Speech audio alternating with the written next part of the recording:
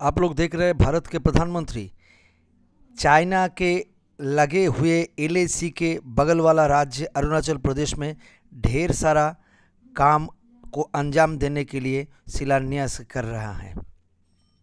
इसमें बहुत सारा काम कर रहे हैं। ये सरकार का नया प्रायोरिटी है। एलएसी के बगल में जितना भी चाहे इंफ्रास्ट्रक्चर को डेवलप करना है। ये नया वाला एयरपोर्ट है, ये नया इनॉग्रेशन हुआ है, ये प्रधानमंत्री के द्वारा ये इनॉग्रेट हुए हैं। अब ये नया थर्मल पावर प्रोजेक्ट है। ये अरुणाचल का जितना भी नदी है उनका पानी के गुड यूटिलाइजेशन करने के लिए वहाँ का जो भारत सरकार के तरफ से वहाँ का जो नदी का जो पानी उसका संरक्षण करके उसमें थर्मल पावर प्रोजेक्ट बनेगा। और ये जो है सेला टनल एक अत्याधुनिक टनल है जो हिमालय पर्वत के बोरिंग करके अंदर से लिया हुआ है।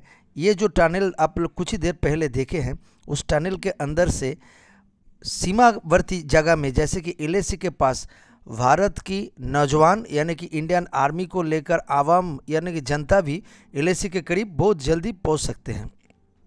आप लोग देखते हैं ये जो एलएसी के करीब वाला जितना राज्य है अरुणाचल प्रदेश के, ये जो राज्य के डेवलप करने के लिए बहुत सारा प्रोजेक्ट ये सरकार ने ले लिया है।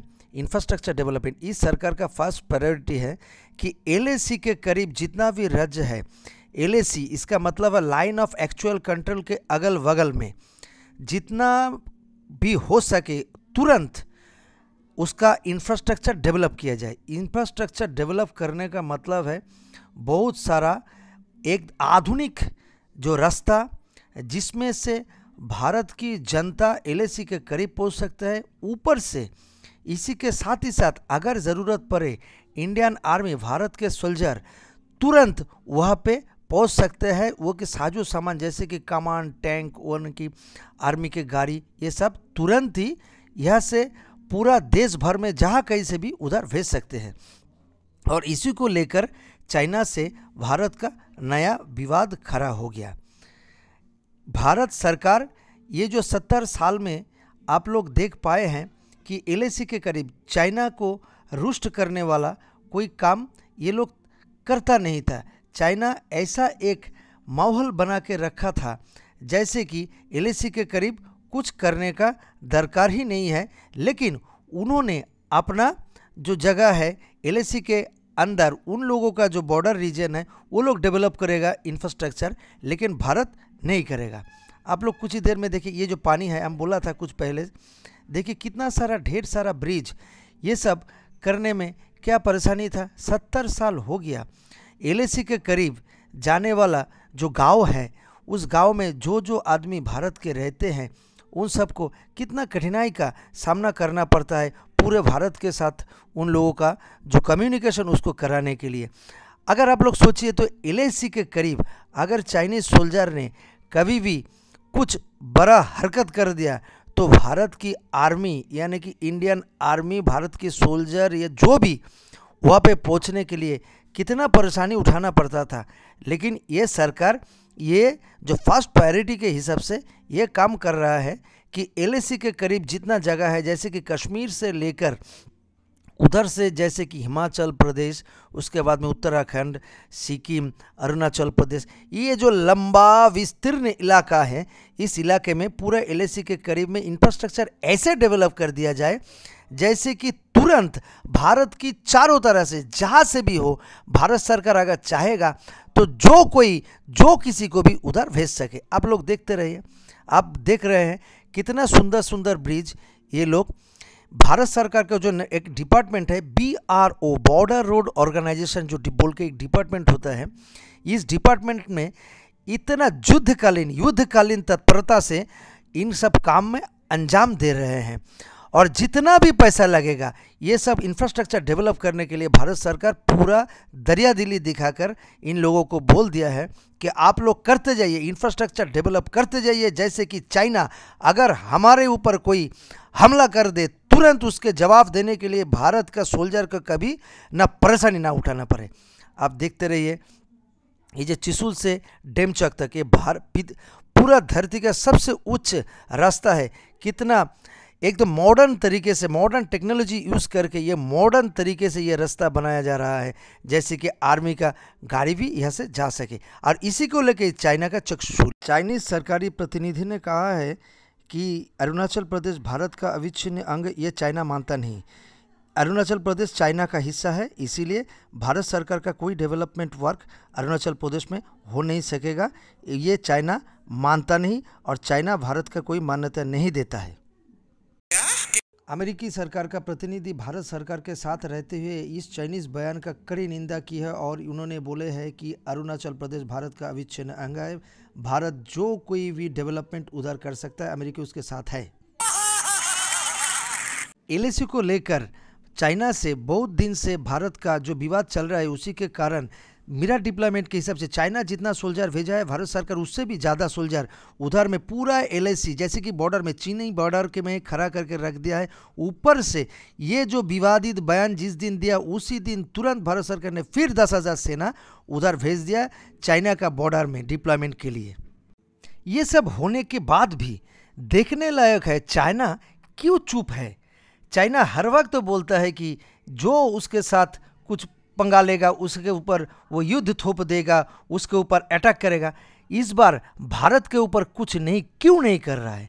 आप देखे हैं चाइना खूब जानता है अरब सागर में क्या हुआ।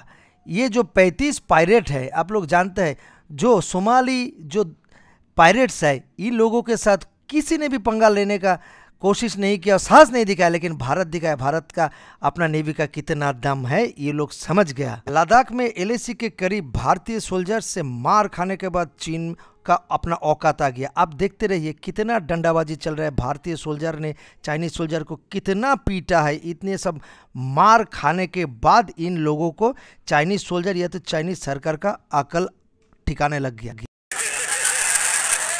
चाइनीज सरकार भली भांति जानता है ये जो भारत अभी का भारत ये 62 का भारत नहीं है।